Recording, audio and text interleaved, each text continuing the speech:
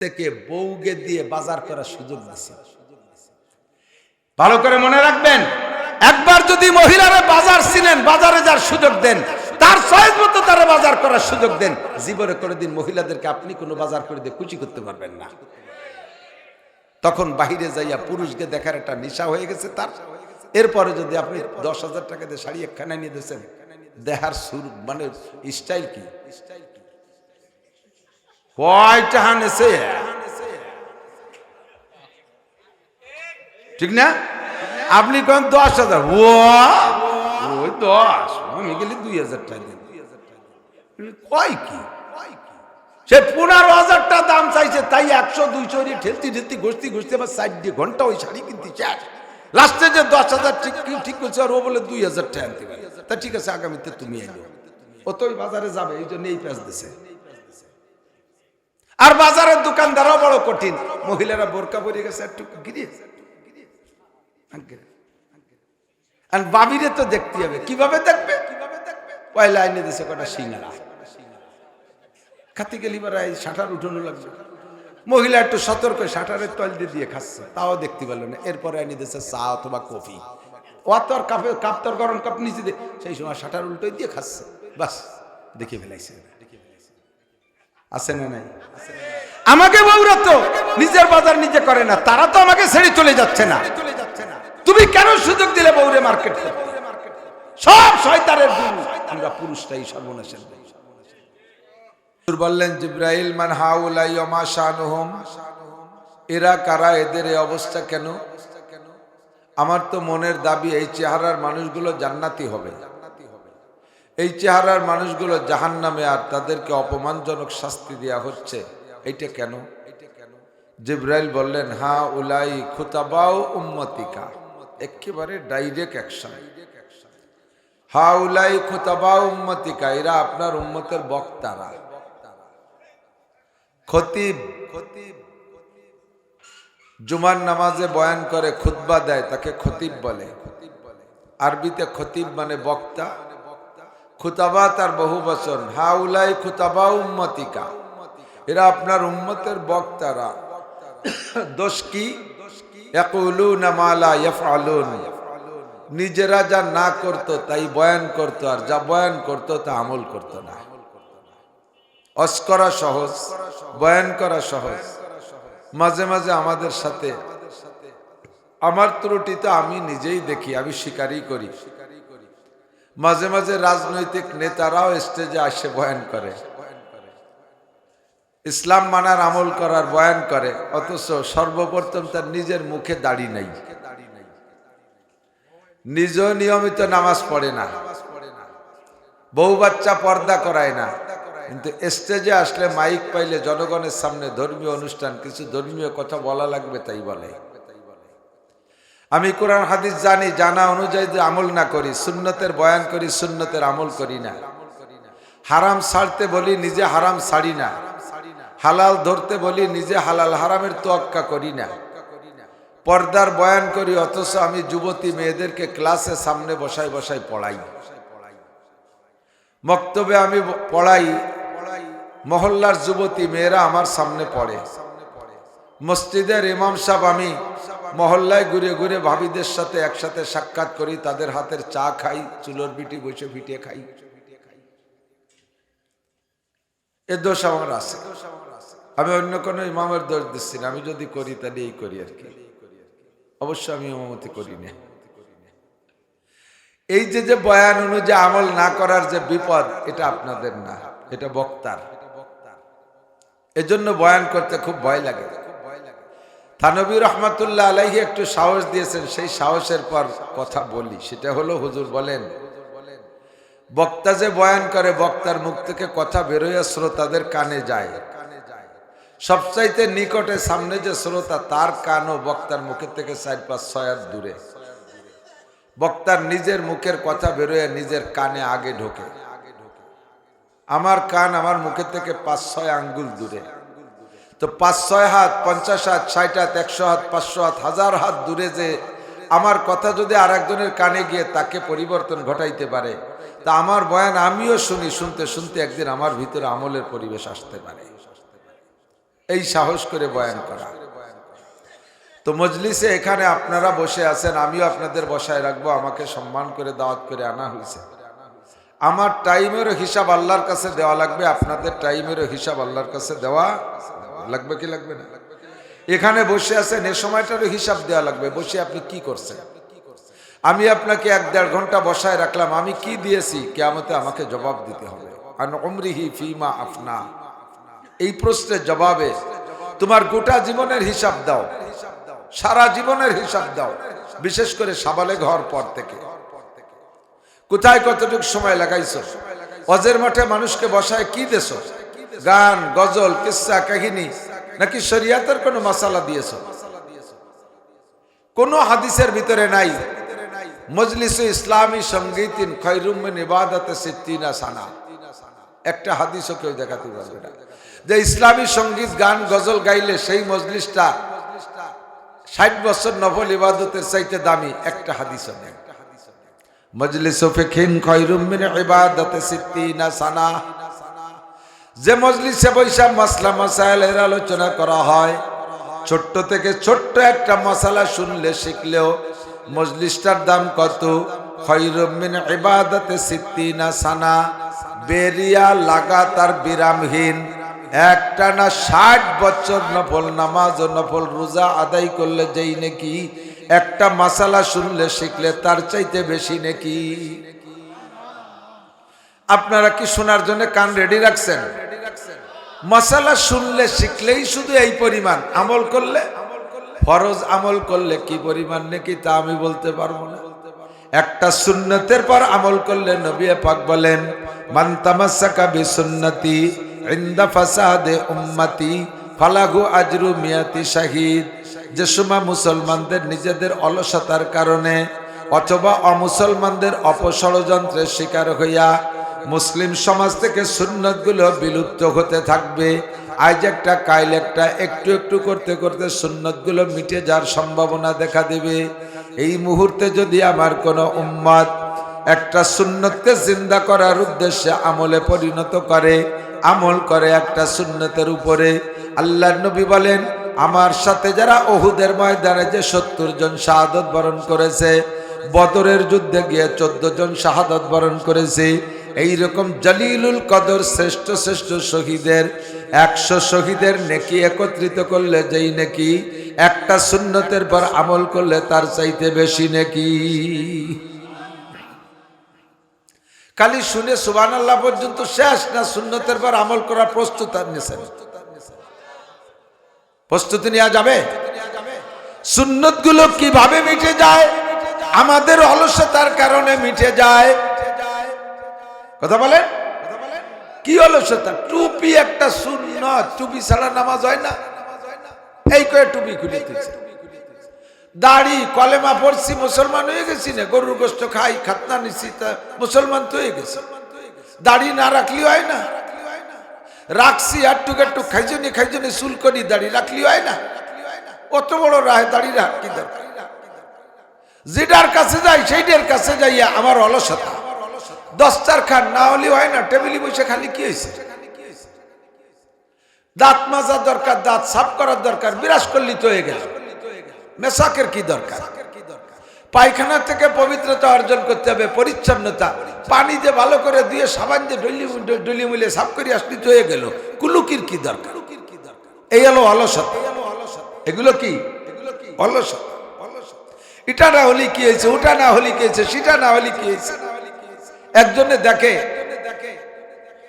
একজনের গায়ে গেঞ্জিতে বাঘের ছবি, তো গেঞ্জিতে পিছনে বাঘের ছবি, বুকে সামনে বাঘের ছবি। যুবকরা এইগুলো দেখলি তো একজনে আর একজনেরটা দেখেই লোভ করে। তো ওরও খুব শখ হয়েছে, তো একজন আর্টিস্টে নিয়ে এসে কয়, দোস্ত ও তো গেঞ্জিতে বাঘের ছবি আঁকছে, তুই আমার ফিটি বাঘের ছবি এঁকে দিবি রং দিয়ে, পারবি? কয় যে হ্যাঁ তা পারবো, তবে রং দিয়ে দিলি তো কিছুদিন পর উঠে যাওয়ার ভয় থাকে। স্থায়ীভাবে বাঘের ছবি আঁকার একটা ব্যবস্থা আছে, তা কোনোদিন নষ্ট হবে না। কয় সেটা কি? কয় সুই পোড়াইয়া ফুটো ফুটো যদি আমি অঙ্কন করে দিই, ও আর কোনোদিন তো সামলাইতে বসবে না। কয় তাহলে তাই কর। পিছনে ভিটির পিছনে যাইয়া মোমবাতি জ্বালাইয়া সুই পুড়াইয়া এমনি হলো সুইর আগা, তা লাগালেই তো সহ্য হয় না, তা আবার পুড়াইছে, না পুড়ালি খালি উঠে দিল তো থাকবে না, পুড়াইয়া তারপরে বাগাতে। তো পুড়াইয়া যখন পিঠে ঠাইসে ধরছে, এক তো সুই আরো পুড়া সুই, পিঠে দেওয়ার সাথে সাথে ছিল দোস্ত দোস্ত দাঁড়া কি এরিস, কয় বাঘ আঁকতেছে, বাঘের কি আঁকিস, কয় যে প্রথম লেজ এতে শুরু হয়েছে, লেজ বাদ দিয়ে বাঘ হয় না, কারণ লেজ আঁকতে গেলে তো ব্যথা হচ্ছে, কয়টা লেজ বাদ দিলি বাঘ হয়তো ব্যথা হরেছে, কয় তাহলে তুমি যদি ক বাদ দিলি হয় তাহলে বাদ, লেজ বাদ, ফিরে লেজ বাদ দিয়ে ফিরে আবার সুই পুড়ায় ভিটি ঠাইছে ধরছে, আবার ছিল দোস্ত কি আরিস কে আরিস, কয় তো বাঘ আঁকতেছি, বাঘের কি আঁকিস, কয় ঠ্যাং আঁকতেছি, ঠ্যাং ছাড়া বাঘ হয় না, কয় যদি কতালি হয় তা বাঘ ঠ্যাং দিস না, ঠ্যাং বাদ দিস। এইভাবে যে জায়গায় সুই লাগায় সেই জায়গায় ব্যথা করে, আর সেইটা বাদ দিয়ে বাঘ, লাস্টে কি বাঘ হবে, কতক্ষণ হবে? ইসলামের এটা না হলে হয়, ওটা না হলে হয়, এটা না হলে কি হয়েছে, ওটা না হলে কি হয়েছে, এই করতে করতে লাস্টে ইসলামই থাকবে না, ঠিক না? ইসলাম তো হাতে গোনা 3-4টে জিনিসের নাম না। অমুসলমানদের ইবাদত 12 মাসে 13 পুজো। সকালবেলা ঘুমের উঠে মহিলারা গোবরের ভিতরে, গরুর ছানার ভিতরে গোবর চটকাইয়া সারা বাড়ি ভরে ছিটাই দিলি, বাড়িটা পাক হয়ে গেল। সাতক্ষীরে গেছিলাম এক মাহফিলে, ওই সাতক্ষীরে অঞ্চলে অনেক নবমুসলিম, এক নবমুসলিম বলতেছে ভাই আমার ইসলাম গ্রহণ করার কারণ সবচেয়ে বেশি যেটা হিট করছে তা হলো 2টা। একটা হলো আমি বাপের প্রথম সন্তান, আমার বাবা মারা গেলে বাবার মুখে আগুন দিতে হবে আমার হাত দিয়ে বলে। আমি ছোটবেলায় প্রথম বাপের প্রথম সন্তান, বাবা আমারে কতটা খাওয়াইছে, বাবা আমারে কত যত্ন করছে, বাবা হাঁটে গেছে আমারে কাঁধে করে এনেছে, কোথাও কোনো ভালো খাবার পেলে পকেটে করে বাবা আমার এনে খাওয়াইছে, বাবার পাতে মা বড় মাছটা দিলি সেই মাছের অংশ আমারে না খায় বাবা খাইনি, সেই বাবা মারা গেল আর তার মুখে আগুন দিতে হবে আমার, এইটা আমাকে খুব আহত করছে। এরপরেই দেখি আমার এক বন্ধু, কলেজের বন্ধু, তার বাবা মারা গেছে মুসলমান, তাহলে যে কত যত্ন করে মুসলমানরা গোসল করাইয়া, গোসলটা করায় মশারির ভিতরে নিয়ে যাতে কেউ না দেখে, যত্ন সহকারে গোসল করাইয়া, ফকফকে সাদা কাপড়ে কাফন পরাইয়া, আতর গোলাপ কর্পূর দিয়া কি সুন্দর কাতার বন্দী হয়ে জানাজার নামাজ পড়ে যত্ন সহকারে দোয়া পড়তে পড়তে কবরে রাখলো। সেই থেকে আমারও শখ, আমি আমার বাবার মুখে আগুন দিয়েছি, আমার সন্তানও তো আমাকে এমন করে আগুন দেবে, আমি দুনিয়ার থেকে আগুনে পুড়তে পুড়তে যাইতে পারবো না, আমি কবরে যাব সম্মানের সাথে, আর ওই সম্মানের সাথে মালিকের সামনে উঠতে হবে। আমি সেই থেকে সিদ্ধান্ত নিয়েছেন ইসলাম গ্রহণ করব। 2 নম্বর, লাস্টে বাড়ি থেকে বেরোলাম যেই কারণে, সেটা হলো দোতলা বিল্ডিং আমাদের বাড়ি, বাড়ির দোতলায় আমি শুই উপর তলায়, তো জানলা খুলে সকালবেলা ঘুমের থেকে উঠছি, উঠে তো আর আমরা তো নামাজ কালাম পড়ি না, অজু কালামের দাঁড়ি নেই, জানলা খোলা, গরমকাল, নিচের দিক তাকায় দেখি আমার মা গোবরের ভিতরে গরু, এই গোবরের সনার ভিতরে, গরুর সনার ভিতরে গোবর চটকাইছে, চটকাইয়া সারা বাড়ি ভরে ছিটে দিছে, ছিটাতে ছিটাতে লাস্টে যাইয়া আমাকে বড় এক ভগবান তুলসী গাছ, এই তুলসী গাছের কাছে যখন গেছে, ওই সময় আমাদের বাড়ির কালা কুত্তটা যাইয়া তুলসী গাছের ওখানে বগল উচড়িয়ে আউলাকে স্প্রে করে দিছে। ওর ভাষা যা আমি তাই নকল করতেছি, তুলসী গাছে স্প্রে করে ভিজে ফেলেছে। কুত্তায় তুলসী গাছের আগাগোড়া পেশাব করে দিলে আমার মা গোবরের বালতি রেখে দৌড়ায় যাইয়ে ঘরের থেকে কাঁসার থাল নিয়ে আসছে, কাঁসার বড় প্লেট, এই নিয়ে আরো পানি আনছে ঘটিতি করে, আইনি ওই তুলসী গাছের উপরে ছিটাই দিয়েছে, আর নিচে কাঁসার থাল পাইতে ধরছে। পুরো তুলসী গাছের গায়ে কুত্তর যে মুখ পেশাব টুকতায় দুই ওই প্লেটে জমা করিয়ে, এরপরে আরো পানি মিশিয়ে ঘুটিয়ে ছোট ঘটির মধ্যে রাখছে, রাইখে সেখান থেকে আমাদের ছোট ছোট দেখবেন কাঁসার বাটি কাপ আছে ওদের, এই কাপে করে পুরো বাড়ি ভরে খাওয়াই বেড়াচ্ছে, ভগবানের পেশাব ধরছি।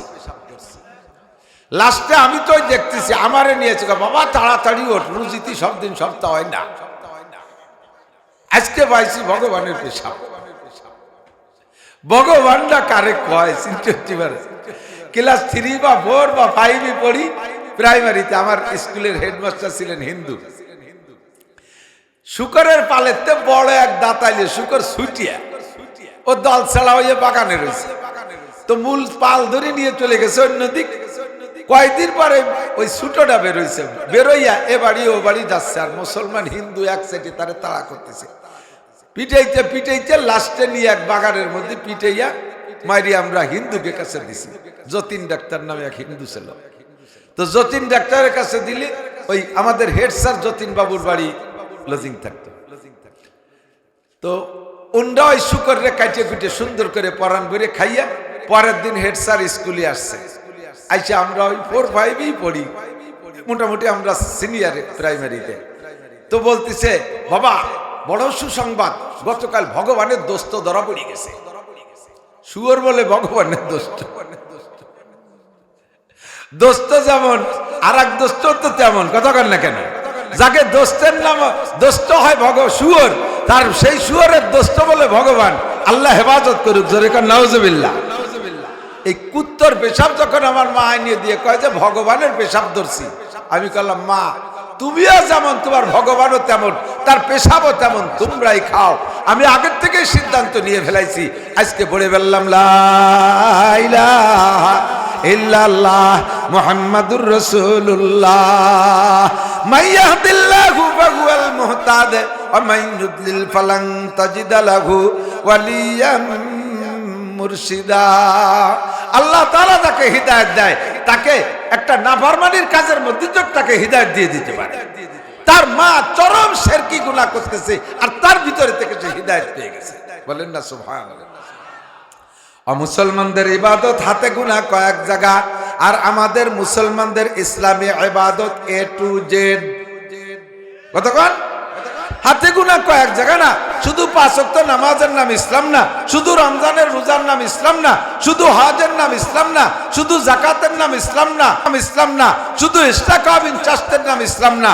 আল্লাহর রহমতে আমাদের ইসলাম জন্ম থেকে মৃত্যু পর্যন্ত মানব জীবন 6 ভাগে বিভক্ত, সব জায়গা আমাদের ইসলাম ছড়ানো ছিটানো আছে না নাই?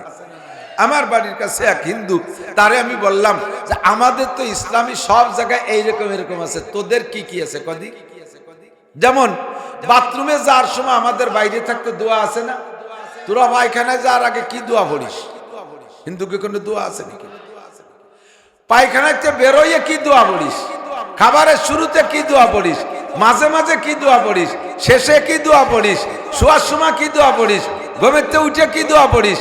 মন্দিরে যাওয়ার সময় কি দোয়া পড়িস? বেরোনোর সময় কি দোয়া পড়িস? আমাকে কোনো জায়গা দোয়া নেই। আমাদের সব জায়গা দোয়া আছে না নাই? নিয়ম আছে না নাই? সব জায়গা নিয়ম আছে।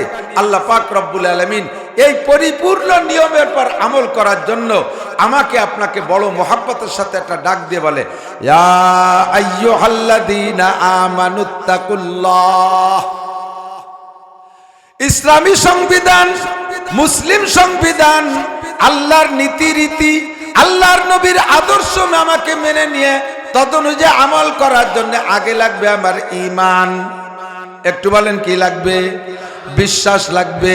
বিশ্বাস না করলে কোনো কিছু করা সম্ভব না। আপনার যদি ইসলামী আকীদার উপরে বিশ্বাস না থাকে, আল্লাহ আল্লাহ রসুলের প্রতি যদি বিশ্বাস না থাকে, জান্নাত জাহান্নামের প্রতি যদি আপনার বিশ্বাস না থাকে, মুনকার নাকিরের সওয়ালের জবের প্রতি যদি আপনার বিশ্বাস না থাকে, কবর আযাব আছে বিশ্বাস না থাকে, মিজান আছে যদি আপনার বিশ্বাস না থাকে, পুলসিরাত পার হয়ে জান্নাতে যাইতে হবে এই বিশ্বাস যদি না থাকে, 1000 বছর পর্যন্ত ওয়াজ দিয়ে আর মাহফিল দিয়ে ওয়াজ শুনে আপনার কোনো লাভ হবে না। আগে আপনার ওই জায়গার সাথে বিশ্বাস স্থাপন করতে হবে।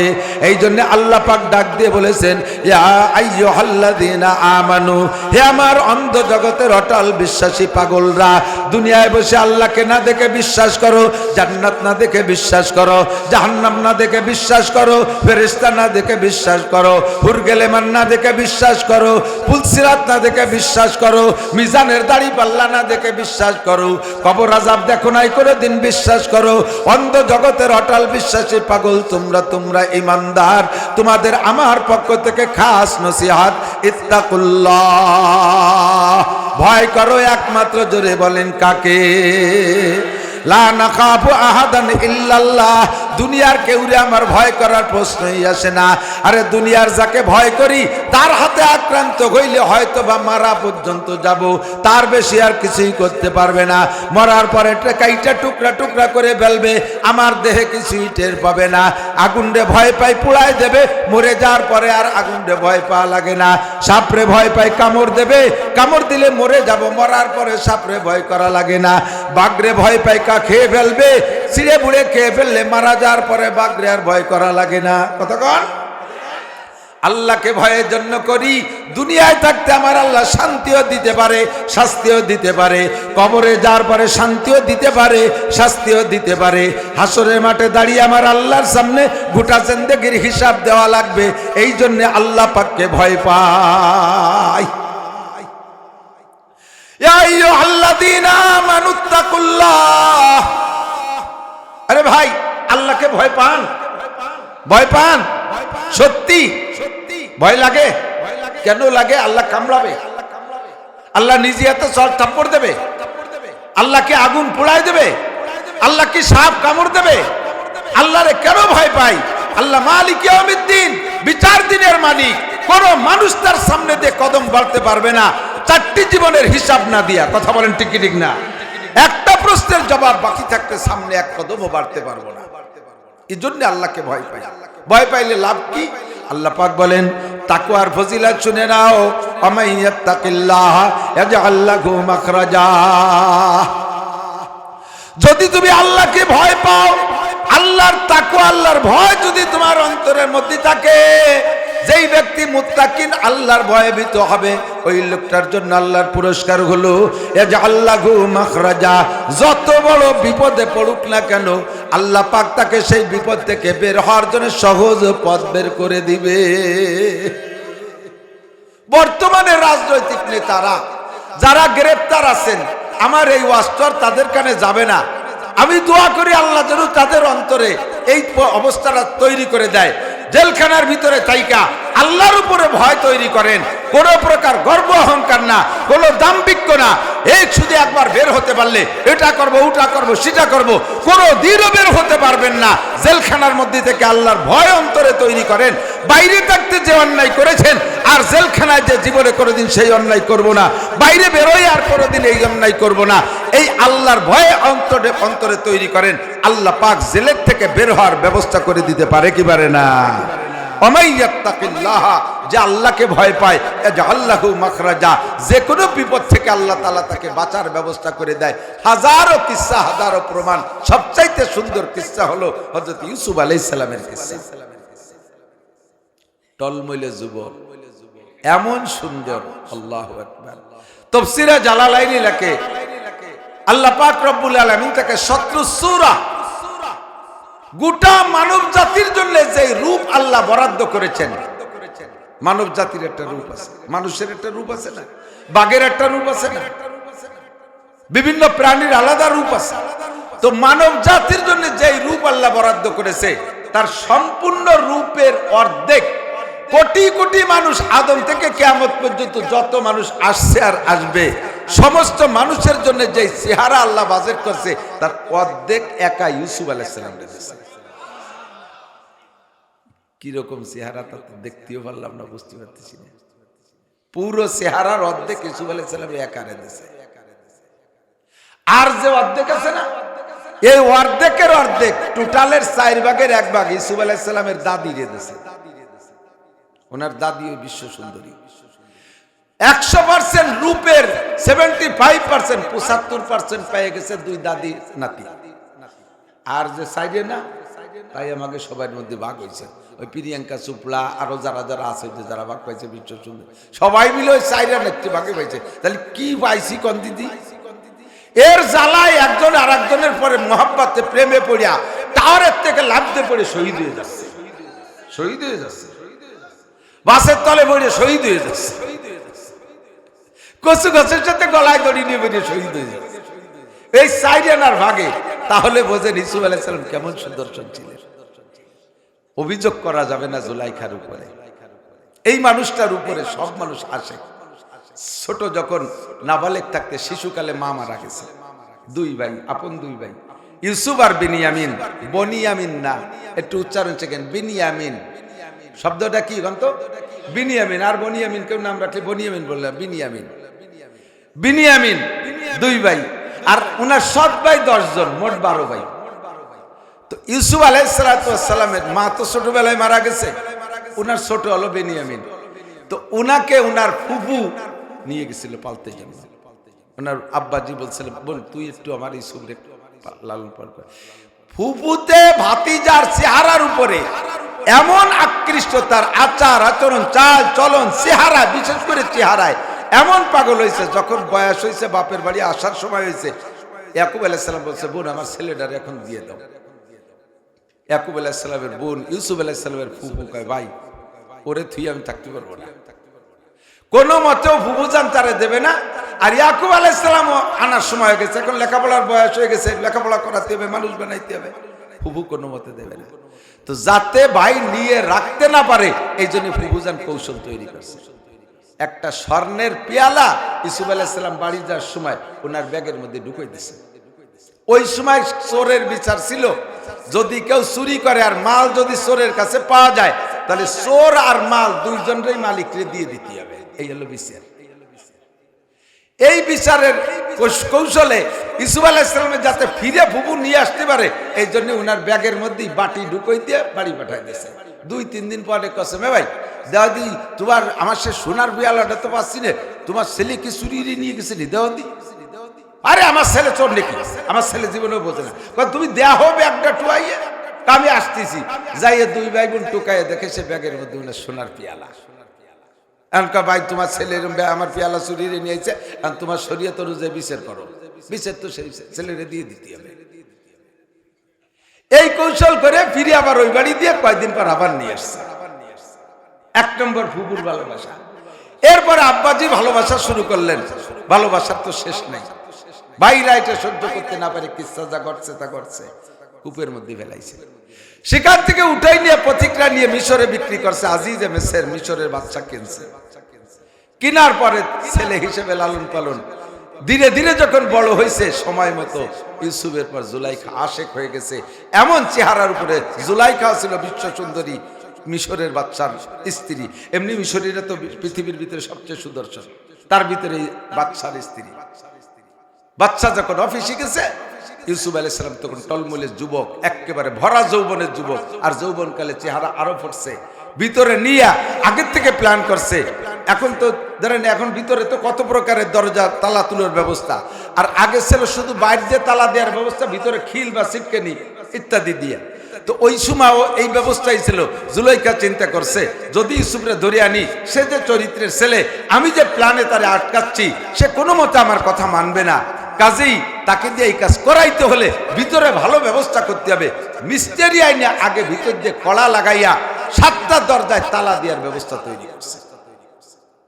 ভিতর দিয়ে 7টা দরজায় তালা দেওয়ার ব্যবস্থা করে বাচ্চা যখন অফিসে চলে গেছে, ইউসুফ আলাইহিস সালামকে ভিতরে ডাইকা নিয়া 7টা তালা দিয়া জুলাইখা খাস কামরার ভিতরে নিয়া ইউসুফ আলাইহিস সালামের সামনে গায়ের সম্পূর্ণ কাপড় খুলে ফেলাইছে। জুলাইখা তখন যৌবনে ভরা, বৃদ্ধা হয় নাই, যুবতী মহিলা, আরো মিশরের সবচেয়ে সুন্দরী মহিলাদের ভিতরে অন্যতম। টলমলে একজন যুবকের সামনে নির্জন কক্ষে যদি মহিলা নিজের পক্ষ থেকে এমন অভিনয় করে, সেই সময় ঈমান ঠিক রাখা বড় কঠিন। ইউসুফ আলাইহিস সালাম নিজেই বললেন, আমা উবাররিউ নাফসি ইন্নান নাফসা লাআম্মারাতুম বিসসু। আমি ওই সময় আমার নফসের উপরে, আত্মার উপরে আত্মবিশ্বাস করে পারতেছিলাম না। আমি নিজে নিজে দুর্বল হয়ে যাচ্ছিলাম। মনের ভিতরে বারবার কামড় দিচ্ছিল, হয়ে যাক একবার, পরে তওবা করে নেব। আবার আল্লাহর ভয়ে আমাকে আক্রান্ত করে, আল্লাহর ভয় আমাকে আক্রমণ করে বসে। ও আমার প্রিয় ভাই ও বন্ধুরা, পর্দার আড়ালের মা বোনেরা, সাবধান! ইউসুফ আলাইহিস সালাম নবী, 2.5 থেকে 3 লক্ষ নবী রাসূলকে আল্লাহ রূহের জগতে বাছাই করে ভিন্ন ক্লাসে ক্লাস করাইয়া তাদের সব কিছুকে ওয়াশ করে চরিত্রকে শতভাগ পবিত্র মজবুত বানাইয়া তারপরে দুনিয়ায় পাঠিয়েছেন। এরপর এমন নির্জন কক্ষের সুযোগে এমন সুবিধার সময় ইউসুফ আলাইহিস সালাম বলেন, আমি আমার নফসের উপরে চরিত্রের উপরে আত্মবিশ্বাস হারিয়ে ফেলতে লাগছিলাম।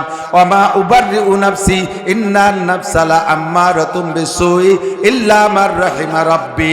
একমাত্র ওই মুহূর্তে আল্লাহ যাকে বাঁচায় সে ছাড়া আর কেউ বাঁচতে পারে না। এই তোরা এই মাইকানুকে এই এত বড় কিন্তু যতবার হাতে টান দে এত বড় এ কসু দাও কে এক দাঁড়া থেকে নাইলু লঠি বাজ দিতে মাইক্রোফোন আনবি স্ট্যান্ড দিবি মসজিদের সিঙ্গেল স্ট্যান্ড একটা স্ট্যান্ডে যথেষ্ট।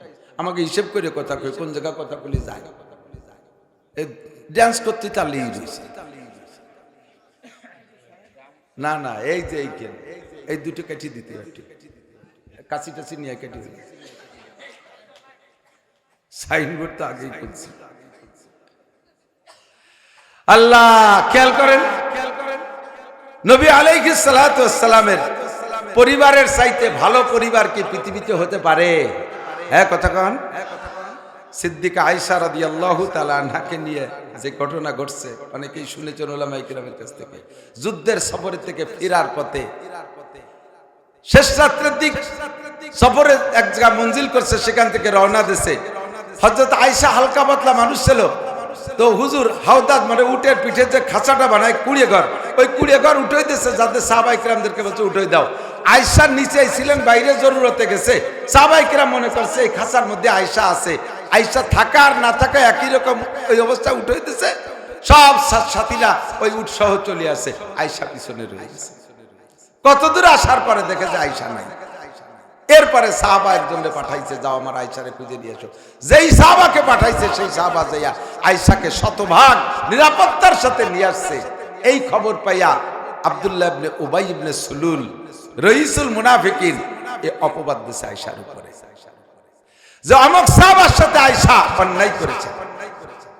নবী পাকের কানে গেলে নবীও পাকও হুজুর তার গায়েব জানেন না, হুজুর আংশিক সন্দেহ করে বসছে। সন্দেহের কারণে হযরত আয়েশা রাদিয়াল্লাহু তাআলা আনহা দুঃখিত, বাপের বাড়ি চলে গেছে।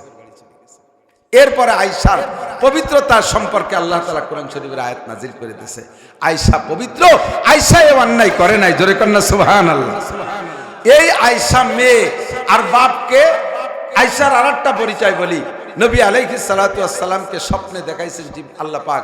জিবরিল আলাইহিস সালাম আয়েশা একদিন স্বপ্নে দেখাচ্ছে একটা রেশমি কাপড়ে একটা মেয়ের ছবি এঁকে নিয়ে আসছে। স্বপ্নে দেখা বলতে ইয়া রাসূলুল্লাহ তারিবু মান হাযিহি, হুজুর মেয়েটিকে চেনেন? হুজুর বলেন সাতাকুনু বিনতা আবি বকরিন আয়েশা। আয়েশার মতো মনে হয়, আমার মনে হচ্ছে না আয়েশার মতো। কলা সাদাকতা, ঠিকই আছে আয়েশা। পরপর 3 দিন আয়েশার ছবি দেখাইয়া 3য় দিন প্রস্তাব রাখছে, তুহিব্বুহা, মেয়েটারে পছন্দ হয়? হুজুর বললেন কলা নাম উহিব্বুহা ওয়া উহিব্বু আবাহা, তাকেও ভালোবাসি, তার বাপরেও ভালোবাসি, পুরো পরিবার ভালোবাসি। এই ভালোবাসার প্রস্তাব তুমি কেন দিলে জিবরাইল? কয় যে দিনের বেলা আপনার আবু বকর বলেছিল তার একটা মেয়ে আপনার স্ত্রী বানায় দিতে পারলে তার খুশি হয়। আল্লাহ পাক এই প্রস্তাব কবুল করেছে।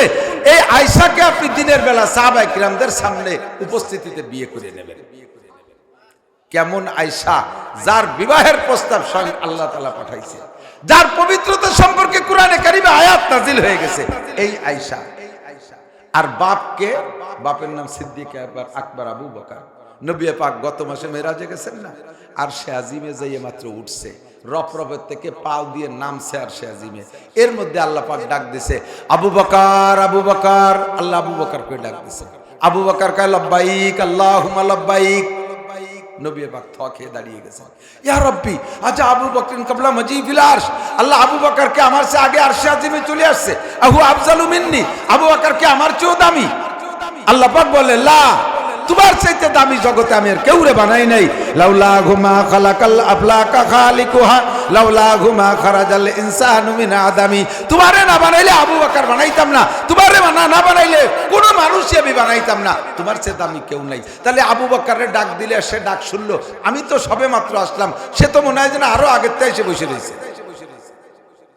আল্লাহ পাক বললেন এটা তোমার আবু বকর না, তোমার আবু বকর দুনিয়ায় আছে। এটা আমার আবু বকর। তার মানে কয় তোমার আর আবু বকরের ভালোবাসাটা আমার অত্যন্ত ভালো লাগছে, তোমার আর আবু বকরের ভালোবাসা এত ভালো লাগছে যে আমি আমার আরশে আজিবে আলাদা একটা আবু বকর বানাই নিছি। তোমার আবু বকরের যেই চেহারা আমার আবু বকরের ওই চেহারা, তোমার আবু বকরের যে কণ্ঠ আমার আবু বকরের ওই কণ্ঠ, তোমার আবু বকরকে যতবার ডাকো আমার আবু বকরকে অতবার ডাইকে আমি তৃপ্তি গ্রহণ করি। কন্যা সুবহানাল্লাহ। এই হলেন আবু বকর আর ওই হলেন তার মেয়ে আয়েশা। বাপ আর মেয়ে এক ঘরের ভিতরে বসা।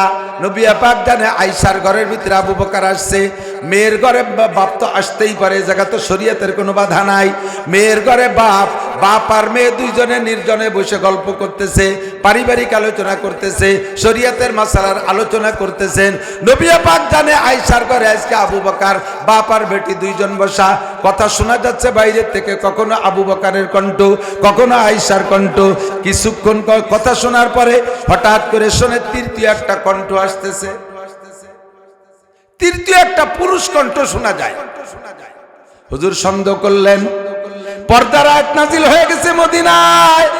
আবু বকর আর আয়েশা মা বাপ আর মেয়ে গল্প করে, ওর ভিতরে তৃতীয় একটা পুরুষ কণ্ঠ শোনা যায়। আর ওই পুরুষ কণ্ঠটা আমার কোনো সাহাবার কণ্ঠর মতো মনে হয় না।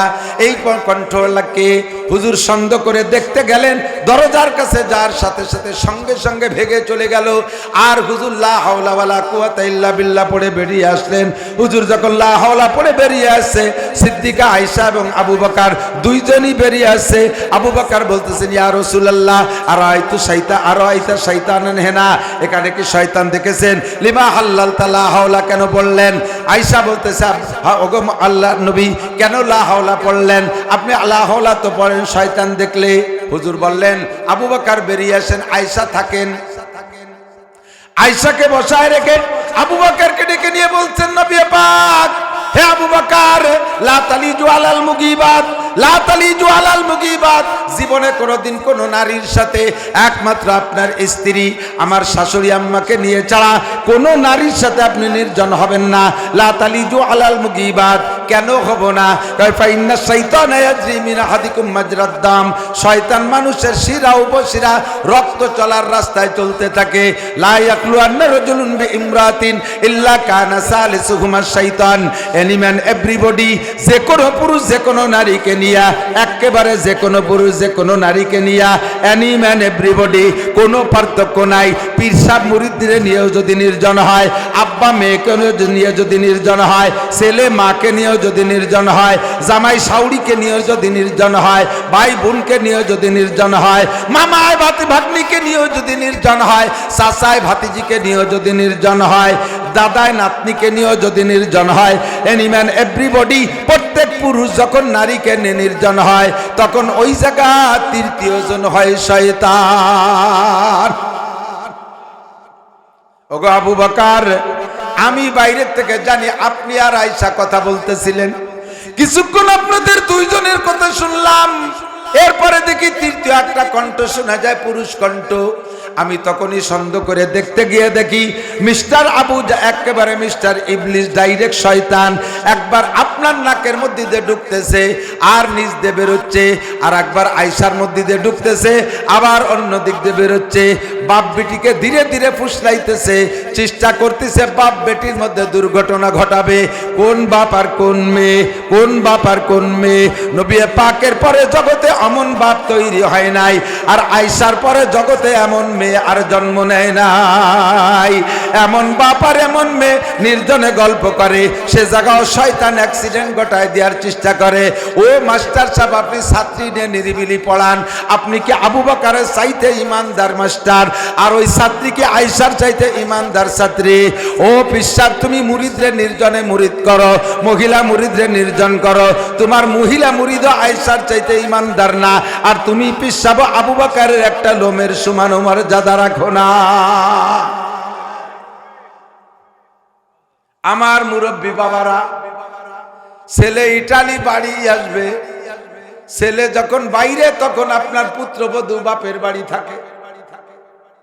ছেলে বাড়ি আসবে, আজকের 2টার দিকে আসবে, বিকেল বেলা বা সকাল বেলা আপনি আপনার আর একটা ছেলেরে পাঠাইছেন বৌমারে আনতি। বৌমার বাপের বাড়ি বড়ইতলা, আরে ডাইরেক্ট বড়ইতলা কোন না গঞ্জাম বেদি গেল স্টেশনের নাম বড়ইতলা এলাকায় বৌমার বাপের বাড়ি। ছেলে একটা পাঠায় দিয়েছেন বৌমারে আনতি। আপনি মসজিদের সুফি সাহেব, মসজিদের সেক্রেটারি, ক্যাশিয়ার, সভাপতি। ছেলে পাঠাইছেন, যেই ছেলেটারে পাঠাইছেন সেই ছেলেটা ঢাকা বিশ্ববিদ্যালয় পড়ে, 23-24 বছর, নাবালেক ছেলে। হ্যাঁ, ও তো ডাইন বাম কিছু বোঝে না। সেই ছেলেটারে পাঠাইছেন বাবিরে আনার জন্য। বাবি আর দাওর একসাথে আসে। এই বাবিটা আবু বকরের মতো না, কি বলে আয়েশার মতো না, আর আপনার ছেলেটা আবু বকরের মতো না। অ্যাক্সিডেন্ট হওয়ার সম্ভাবনা আছে না নাই? মসজিদে বসে সুবহানাল্লাহ কেন মারেন, তবলিগে যে চিল্লা মারেন, পীরের দরবারে যে পাগড়ি বাঁধে জিকির মারেন, সব ধ্বংস করে দেবে একটা অ্যাক্সিডেন্টে, সব ধ্বংস করে দেবে একটা অ্যাক্সিডেন্টে। লা ইয়াকলু আন্না রাজুলুন বিইমরাতিন ইল্লা কানা সালিসুহুমা শাইতান। কখনো মা ও সন্তানকে নিয়ে নির্জন হবেন না। সন্তান যদি অ্যাডাল্ট সাবালেগ হয়, আব্বা যুবতী মেয়েকে নিয়ে নির্জন হবেন না। যত জায়গা বিয়ে হারাম, এই 14 জায়গায়ও আপনার অ্যাক্সিডেন্ট হওয়ার সম্ভাবনা আছে। বহুত খবর আমাদের কানে আছে, সব বলা যায় না, সব জায়গার কিসসা রেফারেন্স দিয়ে বলা যায় না। এই অ্যাক্সিডেন্ট হওয়ার সম্ভাবনা। হযরত ইউসুফ আলাইহিস সালাতু ওয়াস সালাম নবী, এত পবিত্র আত্মার অধিকারী মানুষ, সেও কয় আমি আমার চরিত্রের উপরে নির্ভরশীল না, আমার ভয় হচ্ছিল অ্যাক্সিডেন্ট হওয়ার। ইতিমধ্যে আল্লাহ পাক আমার সাহায্য করা শুরু করলেন। দেখলেন ওই রুমের ভিতরে, এদিক ওই রুমের জুলাইখা ছিল মূর্তি পূজারী। তো এই এক ঘটনা ঘটাবে বিদায় জুলাইখা তার ওই সকালে পুজো সন্ধ্যায় পূজা করার যে মূর্তি, সেই মূর্তির মুখ মাথা কালো কাপড় দিয়ে বাঁধে দিয়েছে। ইউসুফ আলাইহিস সালাম কাছে, নেত্রী লিডার, এইটা কি ম্যাডাম, এইটা কি? কয় যে এইটা তো আমার ভগবান, আমি ওর ইবাদত বন্দেগী করি, আমার মাবুদ। তা ওর ওরকম চোখ বাঁধে তুইছেন কালাকে তুই? কয় যে সামনে যা করতে যাচ্ছি এর সামনে এটা করা ঠিক হবে না, এই জন্যই তার চোখ বাঁধে তুইছি। ইউসুফ আলাইহিস সালাম লাইন পাইছে, কয় তুমি যার পূজা করো কালো কাপড় দিয়ে তার চোখ বাঁধে রাখলে সে দেখে না, আর আমি যার পূজা করি ওরে তার চোখ কোনো দিন কোনো কাপড় দিয়ে বাঁধা যায় না। আমার আল্লাহ সামিউম বাসির, তুমি আমি যা বলবো তাও যেমন শোনে, আর এই নির্জন কক্ষে যা করবো তাও তেমন দেখে। আমার আল্লাহর চোখ কোনোদিন কাপড় দিয়ে বাঁধা যায় না।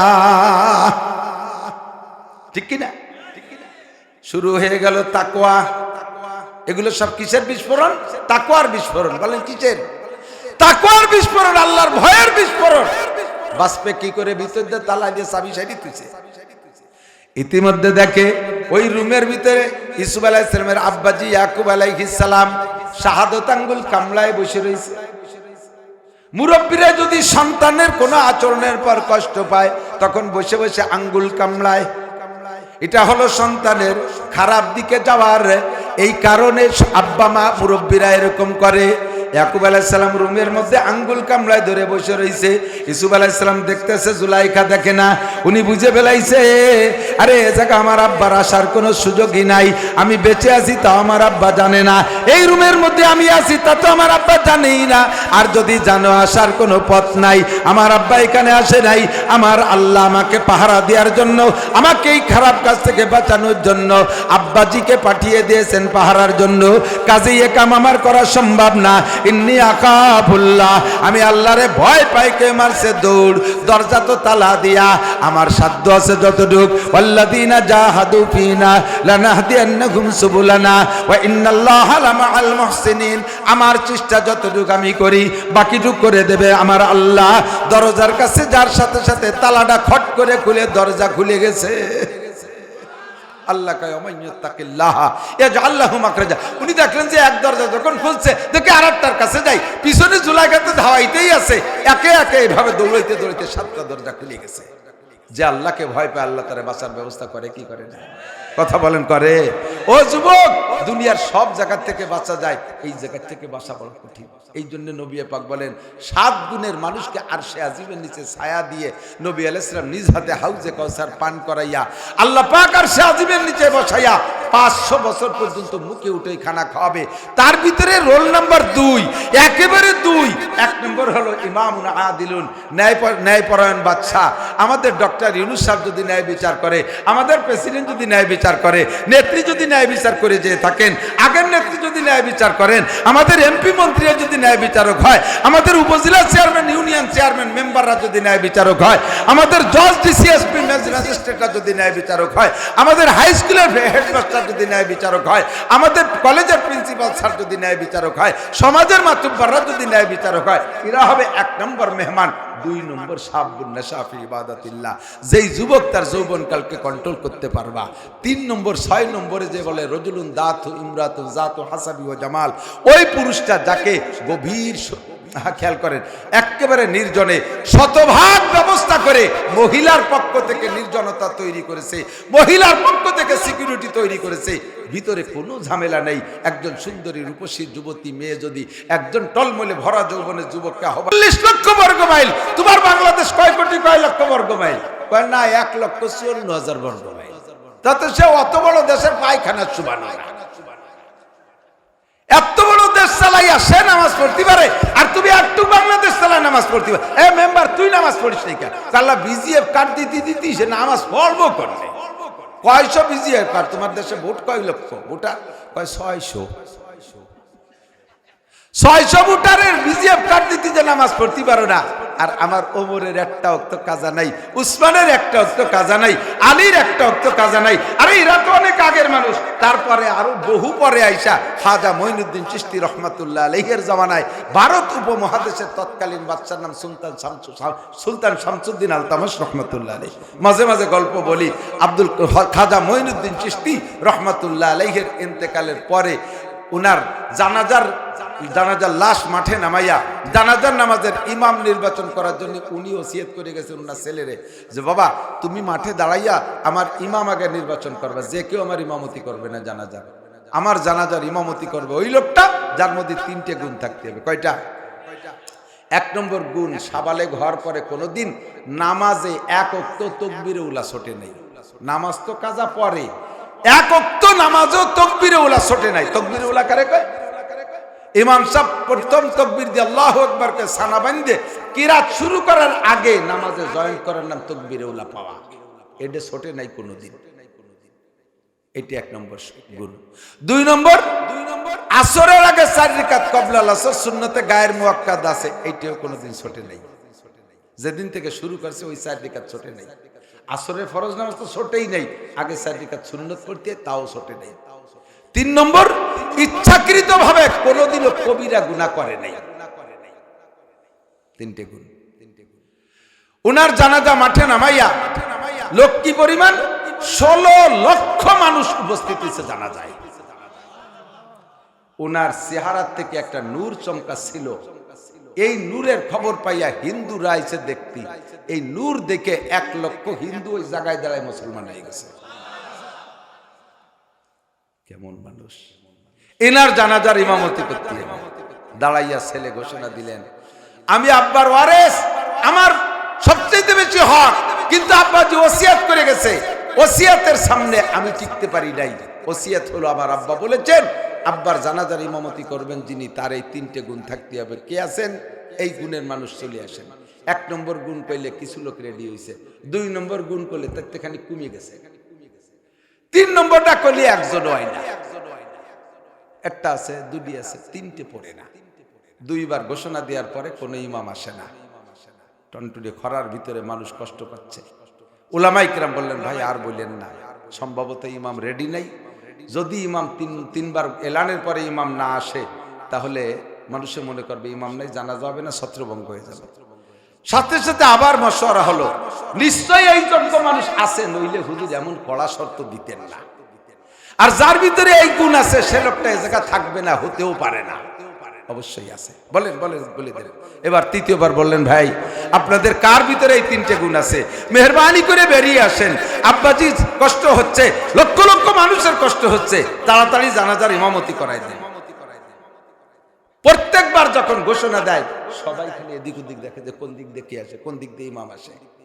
সামনে জানাজার বক্স সামনে সিনা বরাবর এর প্রথম কাতারে যে লোকটা দাঁড়ানো, ওই লোকটা কেউ দিক তাকায় না, উনি এরকম করে না, উনি নিচে হইয়া খালি কাঁদতেছে। আল্লাহ নিচে হইয়া মাথা নিচু করে খালি কান্দে, ওই লোকটাকে দিক তাকায় না। তৃতীয় ঘোষণা দিলে এবার উনি উঠে আসলেন, এসে খাজা মঈনুদ্দিন চিশতি রহমাতুল্লাহ আলাইহির গলা জড়াই ধরিয়ে, লাশের গলা জড়াই ধরিয়ে কপালে চুমু খেয়ে বললেন, হযরত, তিনটা গুণ আপনার থেকেই আমি সবক নিয়ে আমল করছি এতদিন, আর আপনি বলেছেন কেউকে নিজের আমল প্রকাশ করবা না, আমল করে প্রকাশ করলে সেটা রিয়া হবে, এটা শিরিক ফিল ইবাদত হবে। আমি এটা করেছি, আমি ওটা করেছি, আমি মাদ্রাসা করেছি, আমি মসজিদ করেছি, আমি ঈদগাহ করেছি, আমি সরমুনায় 14 বার গেছি, তবলিগি 50 চিল্লে দিছি, আমি 5 বার হজ করছি, আমার নাম আলহাজ, একত যাবে। আমি বক্তা, আমি ভাইরাল হওয়ার জন্য ফেসবুক ইউটিউবে ছাড়িয়ে দিচ্ছে, সাথে আইসে গেলে টুক হয়ে যায়। নিউ বক্তা যারা হইছো সাবধান থাকবা, বক্তারা বাড়িতে বেরোই ফেসবুকে পোস্টার কান দিয়ে আর লিখে দেয়, এখন অমুক জায়গা মাহফিলের উদ্দেশ্যে রওনা করিলাম, দিনের খেদমতের জন্য আপনাদের সকলের কাছে দোয়া চাই। আমরা সবাই দোয়া করব, আর এক পাল্টি আছে তারা ওই যে রুট জেনে নিয়েছে তো, যে হুজুর কোন দিক দিয়ে আসবে, জানে যে বক্তারা রাতের বেলা কয়টা পয়সা পায়, এই ফেসবুক দেখে মাঝপথে ফাঁকা জায়গা আইছে দুলোভাইরা দাঁড়ায় রয়েছে। গত রাত্রে দুলোভাইরা এক শালারে দেশে ধুলাই, আঙ্গুল কেটে ফেলেছে, গাড়ি ভেঙ্গে গুঁড়ো গুঁড়ো ফেলেছে বক্তারে বেরোনোর সময়। ভাই এগুলো সব রিয়া ছাড়া আর কিছু না। আমি তো ইউটিউবাররা এরা সবাই আমার বাড়ি গেছে, আমার মাদ্রাসায় চাঁদা দেওয়ার, আমি বলছি নো, আমি খাতায় দেখো, ডায়েরি তাদেরকে দেখাই। আবার কিসের ভাইরাল, কি আছে কি জন্য ভাইরাল? এই ভাইরাল হয়ে তোমার ওয়াজে মানুষে হিদায়াত পাবে, ওহুম লা ওহুয়া ইয়া কি বলে ইহুদা বিহি ওহুয়া লা ইয়াতাদি, তোমার বয়ানে অন্য মানুষ হিদায়াত পাবে, তুমি বয়ানের দ্বারা কোনোদিন 1 পয়সার নেকিও পাবা না, কারণ তোমার উদ্দেশ্য ভালো না। মানুষে তোমারে বড় বক্তা বলবে, মানুষে তোমারে মাথায় করে নাচবে, এই উদ্দেশ্য। কাজ কিছু করে খালি গল্প, খালি গল্প। লোকটা বলতেছে, হুজুর আপনি নিষেধ করছেন আমলের কথা প্রকাশ করতে, তাই এতদিন গোপন রাখছি। আমি মরার পরে, আপনি মরার পরে আমার এই এত মানুষের মধ্যে অপমান করে গেলেন কে?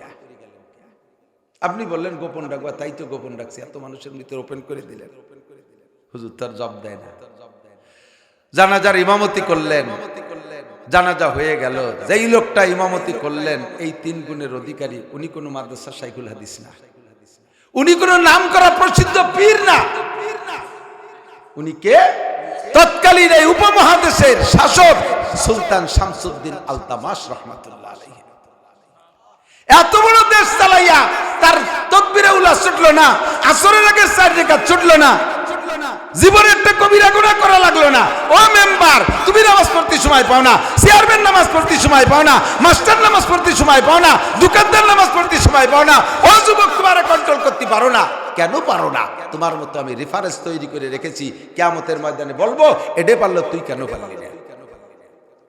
আপনাদের রাজৈর কলেজে সাক্ষী দেন যুবকরা যারা আছো, আপনাদের রাজৈর কলেজে পাগড়িওয়ালা যুবক ছাত্র আছে না নাই? 5টা অলিও আছে, আছে না? সুন্নতি দাড়িওয়ালা যুবক আছে না নাই?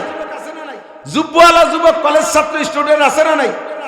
তুমি যে বলবা যে আল্লাহ এই কলেজের পরিবেশ ভালো না তাই আমি খারাপ হইছি, আল্লাহ কয় সেই কলেজে থেকে এই 5টা ভালো হলো, তোরে খারাপ করলো কিনা? কতক্ষণ জবাব দেওয়ার কায়দা আছে? আপনার এই রাজৌর বাজারে আজান হওয়ার সাথে সাথে শাটারটা নিয়ে বন্ধ করে দিয়া মসজিদে যে তাকবীরে উলায় নামাজ পড়ে এমন 2-1 ব্যবসায়ী আছে না নাই? তুমি যে বলবা আল্লাহ ব্যবসার কারণে নামাজ পড়তে পারি না, তোমার এই বাজারে একই বাজারে ব্যবসা করে ওরা পারলো, তুমি কেন পারলে না?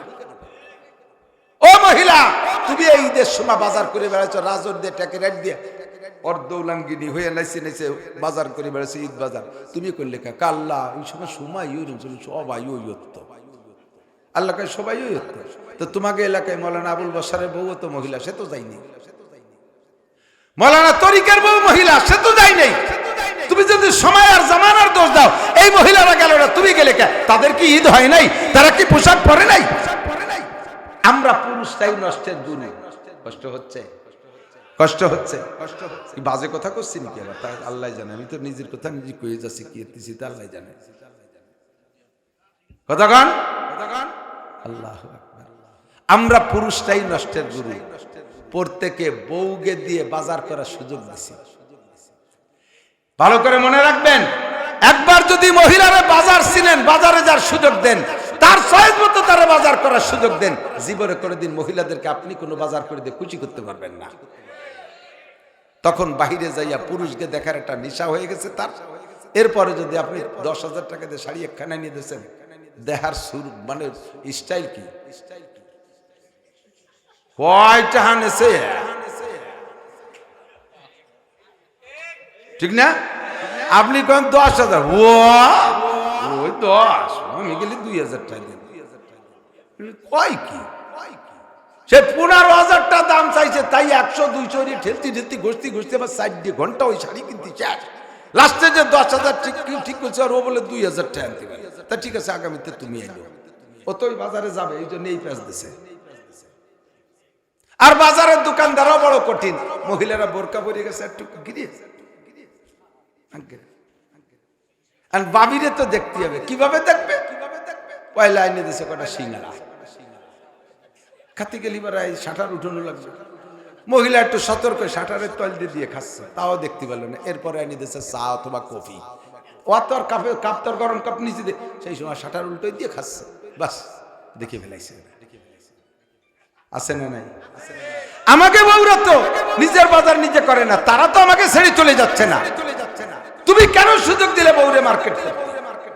সব শয়তানের গুরু আমরা পুরুষটাই সর্বনাশের।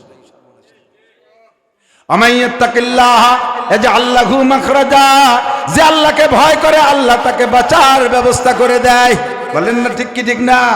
আল্লাহু আকবার, আল্লাহ হেফাজত করুক। ইউসুফ নবী আলাইহিস সালাতু ওয়াস সালামকে আল্লাহ বাঁচাইছেন এই বিপদ থেকে, কিন্তু স্ত্রীর তরফদারি মানে আজিজে মিসর, মিশরের বাদশা, একটু কয়ে যায় কষ্ট হচ্ছে নাকি? মিশরের বাদশা চালাকি করে নিজের পরিবারের একটা কেলেঙ্কারি হয়ে যায়, তো এই জন্যে বউরে বাঁচাই নিয়ে ইউসুফ আলাইহিস সালামরে জেলে আটকাই দিছে। কিছুদিন জেলে থাকার পরে জেলখানার সমস্ত কয়েদি ইউসুফ আলাইহিস সালামের পর আশেক হয়ে গেছে। প্রত্যেকে আইসে কয়, ভাই আমি দোস্ত পাতাবো, ভাই আমি দোস্ত পাতাবো, আমার সাথে একটু দোস্ত পাতাবো, আমি আপনার ভালোবাসি। ইউসুফ আলাইহিস সালাম কয়, তোকে পাই ধরি, আর আমার ভালোবাসা লাগবে না। আমারে 3 জনে ভালোবাসে 3 বিপদে ফেলাইছে। ফুফু প্রথম ভালোবাসে চোর বানাইছে, আব্বা ভালোবাসার কারণে কুয়োর মধ্যে বাইরা ফেলাইছে, এই জুলেখা ভালোবাসছে আমার জেলে আটকাইছে, তোরা ভালোবাসলে আমার ফাঁসি হয়ে যাবে, তোকে ভাই ধরি আর আমার কেউ ভালোবাসিস না। কিন্তু মানুষটা তো এমন মানুষ, ভালো না বেশে পারার কায়দা। ইউসুফ আলাইহিস সালাতু ওয়াস সালাম পরবর্তীতে লম্বা কিসসা, উনি তো মিশরের বাদশা হয়ে গেলেন। তখন আজিজে মিসর ইন্তেকাল হয়ে যাওয়ার পরে প্রথম বেঁচে থাকতে হয়েছে খাদ্যমন্ত্রী, পরে আজিজে মিসর মারা যাওয়ার পরে বাদশা হয়ে গেছে। আল্লাহর কুদরত, ওই সেই স্বপ্ন বাস্তবায়ন হচ্ছে। এখন বাদশা যখন উনি হয়ে গেছে, তাহলে রাজপ্রাসাদে ওনার পরিবার থাকবে, জুলাইখা তো আর থাকতে পারবে না। জুলাইখাও তো চলে গেছে রাজপ্রাসাদ ছাড়িয়ে, বাড়ি যে সোনাদানা জীবন ভরে যা কামাই করছিল তাই খরচ বরচ করে। এখনো পর্যন্ত ইউসুফ আলাইহিস সালামকে পাওয়ার সাধনা ছাড়ে নাই, সাধনা করেই যাচ্ছে। পাই নাই, তারে ধরতে পারি নাই। জীবনে মরার আগে একবার হলে আমি ইউসুফরে কমপক্ষে একটা বার চোখ দিয়ে দেখবো। ইউসুফ আলাইহিস সালাম আর জুলাইখার সাথে দেখা দেয় না, সরাই দিছে, দেশের বাড়ি যে বসবাস করতেছে। আর প্রত্যেক ইউসুফ আলাইহিস সালাম বাসার থেকে বেরোইয়া অফিসে যায় একটা ঘোড়ায় চড়ে, ওই ঘোড়াটার ভিতরে একটা মজেজা, ঘোড়া গোয়ালি বান্ধা থাকা অবস্থায় কোনো শব্দ টব্দ নাই, অন্য কেউ ঘোড়ার পিঠে চড়লেও শব্দ করে না।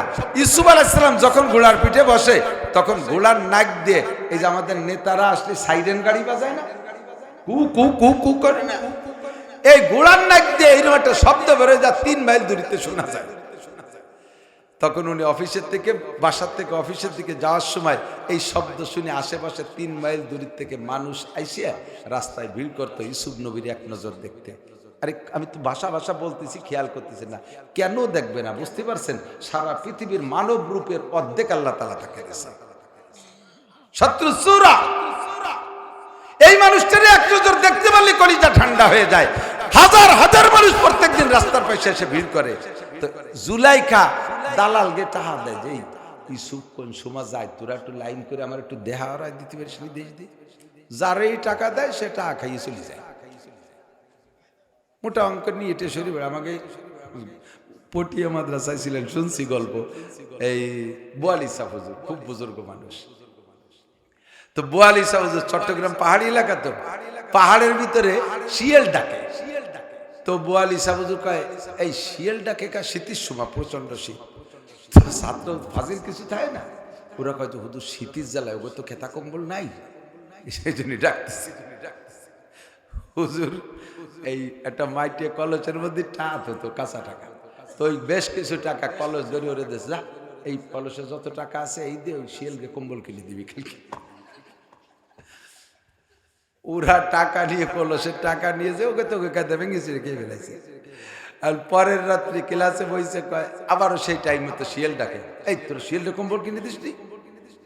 তো শিয়াল আইজও ডাকে, কালকে ডাকলো শীতের জন্য, আজকে কম্বল দিলি আন ডাকে কেন? কয় হুজুর তো কম্বল পেয়ে শোকর আদায় হতেছে, কম্বল পাইয়ে শোকর আদায় হতেছে আজকাল সেই ডাক। হুজুর কি কবে? এই দালালরা জুলাই কাছ থেকে টাকা নিয়ে ইসুফ নবীর সাথে যোগাযোগ করায় দিয়ে আর বাহানায় কাতি কাতি জুলাইকারে ফকির বলে ফেলেছে, কিচ্ছু নেই। আর উনি দিয়েই যাচ্ছে, দেখি লাস্ট এইবার হয় নাকি, দেখি এর টাকা দিলে পারে নাকি, সব শেষ, লাস্ট ফিনিশিং যাইয়া বাড়ি ঘর দরজা নাই। রাস্তার পাশে যেই রাস্তা দিয়ে ইসুফ নবী যায়, ওই রাস্তার পাশে একটা সাবলা করিয়ে, ওই সাবলার মধ্যে থাকে যে আমার দেখি এখান থেকে তো যাবে, সাবলাইতে বেরোই আমি দেখবো। তো বুড়ি হয়ে গেছে একেবারে, সে সময় চোখে নাই, চোখে কোনো পাওয়ার নেই, চোখ ওই উপরের পর্দা ঝুলিয়েছে, চোখ অন্ধ হয়ে গেছে, কুজো হয়ে গেছে, মানে চেনার মতো কোনো আলামত নাই। জুলাইখা কি এই জুলাইখা কেউ চিনতে পারবে না। তো উনি ওই সাবলার মধ্যে থাকে, আর ওই মূর্তিটা এখনো আছে, মূর্তিরে পূজা করে প্রত্যেক দিন। ওরে কয় ভগবান তুই একটু আজকে আমার এই ছবির সাথে দেখা রায় দে, এই পুজো টুজো করে তারে সেবা টেবা দিয়ে সুমো টুমো দিয়ে আসে, কয় যে এই ছবি এই মাত্র চলে গেল। দুঃখের জ্বালায় কান্তি কান্তি চোখ নষ্ট হয়ে গেছে। লাস্টে একদিন ওই ভগবানরা ওই জায়গা বাদ দিয়ে আজকে অজু বানাইয়া সিজদায় পড়ছে, ডাইরেক্ট সরাসরি মূল আল্লাহর কাছে, আল্লাহর সাথে রব্বুল আলামিন। এরা পূজা করছি জীবনের শুরু থেকে শেষ পর্যন্ত, আমার এই ইসুফের সাথে দেখা করাই দিতে পারে নাই। হে ইসুফের রব, তুমি যদি ইসুফের রব সত্য হও, তাহলে তোমার ইসুফের সাথে আমাকে একটু বৃদ্ধকালে দেখা করাই দাও। সেজদা দিয়ে মোনাজাত করে টরে বেরোয় রাস্তায় আসছে, এর মধ্যে ইসুফ আলাইহিস সালাম ওই জায়গা চলে এসেছে। উনি রাস্তায় দ্বারা হাত ছানি দিয়েছে, চোখে তো দেখে না, অনুমানের পর হাত জাগাইছে। আর বাদশাহ তার দেশের মানুষ যেই হোক, আরো বুড়ো মানুষ চিনতে পারে নাই জুলাইখা। তো উনি গুড়া দাঁড় করছে, দাঁড় করার পরে বলছে একটু নামবেন মহারাজ বাদশাহ। তো ইসুফ আলাইহিস সালাম নামছে, নামার পরে বলছে সত্যি কি আপনি সেই ইউসুফ, যে ইউসুফ এই দেশের বাদশাহ, আগে খাদ্যমন্ত্রী ছিল, আজিজে মিসরের বাড়ি থাকতো, সেই ইউসুফ আপনি? উনি বলেন জি আমি সেই ইউসুফ। আপনি তো বর্তমানে নবী না? বলেন জি আমি নবী। আপনি যদি নবী হন তাহলে আপনার দোয়া আল্লাহ কবুল করে। আমি বুড়ো মানুষ, কষ্ট করে আসছি, আমি 3টে দরখাস্ত নিয়ে আসছি, মেহেরবানি করে আপনি নবী হিসেবে, এই দেশের রাজা হিসেবে, আমি আপনার প্রজা, সেই হিসেবে আমার দরখাস্ত 3টে কবুল করবেন। তো ইসুফ আলাইহিস সালাম বলে হ্যাঁ এটা তো করবো, এটা তো আমার দায়িত্ব। তাহলে 1 নম্বর দরখাস্ত হলো, আমার এই চক্ষু দুটো অন্ধ হয়ে গেছে, আপনাকে এক নজর দেখার জন্য কত মানুষ আসছে, আমি আপনার একটু দেখবই, মনে বড় শখ, আমার চোখ তো নষ্ট হয়ে গেছে, আমার চোখ দূরে একটু দোয়া করে ভালো করে দেন। ইসুফ আলাইহিস সালাম, জিবরাইল তো সাথে আছে, জিবরাইল কাজে আপনি দোয়া করেন, আল্লাহ কবুল করবে। ইসুফ আলাইহিস সালাম দোয়া করছে, চোখের পাওয়ার 40 বছর বয়সের আগে যেমন থাকে তার চেয়ে ভালো হয়ে গেছে, চোখ খুলে গেছে। এখন তাকায় দেখে ঠিকই আছে ইসুফ, দেখাটা কমপ্লিট, সহি হয়ে গেল। দেখা দেখে টেকে পরাণ ঠান্ডা হয়ে গেছে। বলে আরেকটা কি? আপনি দেখছেন আপনি নবী, আপনি যা কোন তাই আল্লাহ কবুল করে, আমার চোখ দুটি এখনই ভালো হয়ে গেল। আপনি যদি দোয়া করেন তাহলে আল্লাহ আপনার সব দোয়া কবুল করবে। আপনি একটু দোয়া করেন আল্লাহ যেন আমার 16 বছর বয়সী যুবতীর মতো যুবতী বানাই দেয়, একটু দোয়া কর। ইসুফ আলাইহিস সালাম একটা বুড়ি মানুষ যুবতী হতে চাচ্ছে, আমি কলি যদি হয়ে যাচ্ছে তো অসুবিধা কি? আল্লাহ তুমি এই মহিলারে 16 বছরের যুবতী বানাই দাও। বলার পরে 16 বছরের যুবতী হয়ে গেছে। যুবতী যখন হয়েছে তখন ইসুফ আলাইহিস সালামের চোখ, ও বাবা এ কি, এখন যুবতী, এদি সেই জুলেখা, এখন অরিজিনাল জুলেখা বের হয়েছে, এখন উনি লজ্জিত। আল্লাহ কি হলো, কি দেখি আল্লাহ। তারপরও যেহেতু দোয়া কবুল হয়েছে খুশি, কিন্তু তাকাচ্ছে না। আপনার বলেন বলেন তাড়াতাড়ি বলেন, দ্বিতীয়টি কি ম্যাডাম? তাড়াতাড়ি বলেন, 3 নম্বর প্রস্তাব কি? 3 নম্বর প্রস্তাব হলো আমাকে বিয়ে করতে হবে। এই চলে এসে জায়গা মতো। এখন ইউসুফ আলাইহিস সালাম পড়ে গেছে মহাবিপদে, কি করবে? ঘটক তো রাইবার জিবরাইল আছে সাথে, তো কইছে ভাই জিবরাইল কি কয় নে কি করব কদি দেই। জিবরাইলকে রাখেন, আসতেছি উপরেতে ঘুরে এসে কয় মহিলাকে বাড়ি পাঠাই দেন। আল্লাহ পাক সিদ্ধান্ত নিয়ে নেছে, আল্লাহ ডিক্লার দিয়ে দিয়েছে, অনুমতি দিয়ে দিয়েছে, আপনি জুলাইখারে বাড়ি যে বিয়ে করে নেবেন। সারা জীবনের তাফসীরে জালালাইনের হাসিয়ার লম্বা একটা লাইন, হাসিয়ার দাগের বাইরে একটা লাইনের মধ্যে এই কথাগুলো আসছে, দেখবেন। তো ইউসুফ আলাইহিস সালাম লোক দিয়ে মহিলারে বাড়ি পাঠাই দিয়েছে, কয় জান আমি অফিস করে আসি, বাড়ি যে কথা হবে। বাড়ি পাঠাই দিয়েছে। তো বাড়ি যাওয়ার আগে ওই সাথে জাগে দিয়ে পাঠাইছে, তাই কয় যে তোরা আমার সাথে একটু আয়, আমার একটা কাজ আছে, আমার তো ঘর ওই যে ওই ঘরের মধ্যে যা যা আছে ওর সাথে একটু ফয়সালা করে যাই। যাইয়ে সেই মূর্তিটারে দৌড়িয়ে ঠ্যাং দৌড়িয়ে মাটির সাথে আসার উল্টো পাল্টা বাড়ি। শয়তান, তোরে 80-90 বছর পর্যন্ত পুজোরি, তোর ইবাদত কালাম, তুই কোনোদিন আমার ইউসুফরে দেখাতে পারলি রে। আজকে আমি ইউসুফের রবের সাথে যোগাযোগ করে আমার ইউসুফরে আমি পেয়ে গেছি, তোরে পুজো দেবো জিহাইন দিয়ে যায় সেই জায়গায় দিয়ে বাংলা মুসরাই মুসরাই আর গোড় মাথা টাথা ভাঙ্গে গুলো দিয়ে চলো যাই ইউসুফের বাড়ি। আল্লাহর এমন কুদরত, ইউসুফ আলাইহিস সালামের সাথে বিয়ে হলো। ইউসুফ আলাইহিস সালামের আরো স্ত্রী ছিলেন। আল্লাহর এমনই খেলা, কোন স্ত্রীর থেকে সন্তানের কোনো প্রমাণ পাওয়া যায় না। এই বুড়ো কালে জুলাইখারে বিয়ে করে জুলাইখার পেটে আল্লাহ তাআলা 3টে সন্তান দান করেছেন। তার ভিতরে একটা ছেলের নাম মানসা, এই মানসার মেয়ের নাম লাইয়া, অপর নাম রহিমা। যেই রহিমাকে পরে হযরত আইয়ুব আলাইহিস সালাতু ওয়াস সালামের সাথে বিয়ে দিয়েছে। বংশপরায়ণ কোথা থেকে আসছে, কি খুদার কুদরত, কিভাবে পারে সবকিছু তাকওয়ার বিনিময়। কথা বলেন কিসের বিনিময়? আমাইয়াত্তাকিল্লাহ ইয়াজআল লাহু মাখরাজা। অনেক দূর সরে চলে আসছি।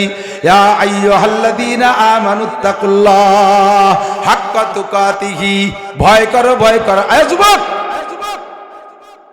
চরিত্রকে নিজে একটু পাহারাদারি করো। তোমার চরিত্রের পাহারাদার তুমি। আল্লাহ তাআলা আইসে তোমার হাত ধরে গুনাহ থেকে ফিরাবে না, ফেরেশতা দিয়ে তোমার তাৎক্ষণিক ফিরাবে না। তোমার জিম্মাদারি তোমার কাছে। ইত্তাকুল্লাহ, আল্লাহকে ভয় করো, হাক্কা তুকাতিহি। এরপরে আল্লাহ কয় ওয়ালা তামুতুন্না ইল্লা ওয়া আনতুম মুসলিমুন। নারী আর পুরুষ কেউ মুসলমান না হয়ে মরবা না, মুসলমান হয়ে মরবা। জানতে চাইলাম আল্লাহ কেমন মুসলমান হব? আল্লাহ কয় ইয়া আইয়ুহাল্লাযীনা আমানু দুখুলু ফিস-সিলমি কাফা। পাক্কা মুসলমান হবা। খেয়াল করে না, পাক্কা মুসলমান হবা, পাক্কা মুসলমান হবা। আল্লাহ মুসলমান হইতে কি লাগে? নবী পাক বলে দিলেন বুনিয়াল ইসলামু আলা খামস। ইসলামের ভিত্তি 5টা, ইসলামের খুঁটি 5টা। 5 খুঁটির উপরে ইসলামের ছাদ। খেয়াল করতেছেন? ইসলামের খুঁটি কয়টা? 5টা। এই যে 5 খুঁটির উপর ছাদ আছে না? আছে। এর একটা খুঁটি মারিয়ে দিলি থাকবে? এই যে একটা খুঁটি মারিয়ে দিয়েছি, দেন ছাদ পড়ে গেছে। প্র্যাকটিক্যাল ইসলামের ছাদ দিতে 5টা খুঁটি লাগবে। এই 5টা খুঁটি কমপ্লিট করে এই ঘর বানাইয়া ওই ঘরের ভিতরে পরিপূর্ণ ঢোকো। 1 নম্বর খুঁটি বানায় নেই, কথা বানায় নেই, খুঁটি ঠিক করা যাবে না? বলেন আশহাদু আল্লাহ ইলাহা ইল্লাল্লাহ ওয়া আশহাদু আন্না মুহাম্মাদান আবদুহু ওয়া রাসূলুহু। এটা হলো 1 নম্বর খুঁটি। অন্তরে বিশ্বাস, মুখে ইকরার। ইকরার বিল লিসান ইজআন বিল কলব। ইকরার বিল লিসান ইজআন বিল কলব। জবানে স্বীকার করা আশহাদু আল্লাহ ইলাহা ইল্লাল্লাহ ওয়া আন্না মুহাম্মাদান আবদুহু ওয়া রাসূলুহু। এটাকে অন্তরে বিশ্বাস করা। আর আমি সাক্ষ্য দিতেছি আল্লাহ ছাড়া কোনো মাবুদ নাই। আমি আরো সাক্ষ্য দিতেছি মুহাম্মদুর রাসূলুল্লাহ আল্লাহর বান্দা ও বিশ্বাস হয় আপনাদের? হয় হয় বাস মাশাআল্লাহ, খুঁটি একটা ঠিক হয়ে গেছে। আর 4টে খুঁটি, ইসলামের 5 খুঁটি। 1 নম্বরে 4টের 1 নম্বর হলো ইকামিস সালাহ, নামাজ কায়েম করেন। নামাজ কায়েম, কায়েম নড়েন না। মাঝে মাঝে তো বলি ওয়াজের সিস্টেম হলো গাই দোয়ানোর মতো। গাই দোয়াতে যাইয়ে বান্দরে টান দিলে দুধ বেরোয় না, শুরু দিয়ে খানি ফানাতে হয়, বাসুদ্ধে ফানাতে হয় না, পানানো হয়ে গেলে শেষে দোয়াতে হয়। দোয়ানোর সময় যদি বালতি সরাই নিয়ে যায় দুধ যাবে নাকি বাড়ি? তো ওয়াজেও সেরকম, শুরু দিয়ে পানায় টানায় গুছায় এনে শেষে এনে দোয়াতে হয়। এখন দোয়ানোর সময় কাছায় গেছে, এই সময় যদি বালতি নিয়ে বাড়ি চলে যান তাহলে দুধ বাড়ি যাবে না। এখন বালতিটারে টাইট করে ধরে রাখতে হবে। ইসলামের খুঁটি 5টা। 1 নম্বর খুঁটি কালেমায়ে শাহাদাত, 2 নম্বর খুঁটি ইকামিস সালাহ, নামাজ কায়েম করা। বলেন নামাজ কায়েম করা। কোরআন শরীফের কথা যদি বলি, আমরা কোরআন পড়ি, কোরআন কি করি? কোরআন পড়ি। রোজা রাখি, রোজা পড়ি, রোজা হজ করি না হজ পড়ি, যাকাত দেই না যাকাত পড়ি। প্রত্যেকের আলাদা আলাদা নাম আছে না? নামাজ পড়ি। নামাজ পড়ার আরবি হলো করা ইয়াকরাউ কিরাআতান, মানে পড়া। কুরআন শরীফে কোন জায়গা আল্লাহ তাআলা বলেন নাই ইকরাউস সালাহ, নামাজ পড়ো, এই কথা আসে নাই। যত জায়গা আছে আকিমুস সালাত ওয়া ইউকিমুনাস সালাত ওয়া তুকিমুস সালাত, ইকামতের থেকে নামাজ কায়েম করা। তাতে বোঝা যায় যে নামাজ পড়ার জিনিস না, নামাজ হলো কায়েম করার জিনিস। কায়েম মানে প্রতিষ্ঠিত করা, না কায়েম মানে বাস্তবায়ন করা। এখন জানতে চাই তাহলে নামাজের বাস্তবায়ন কি?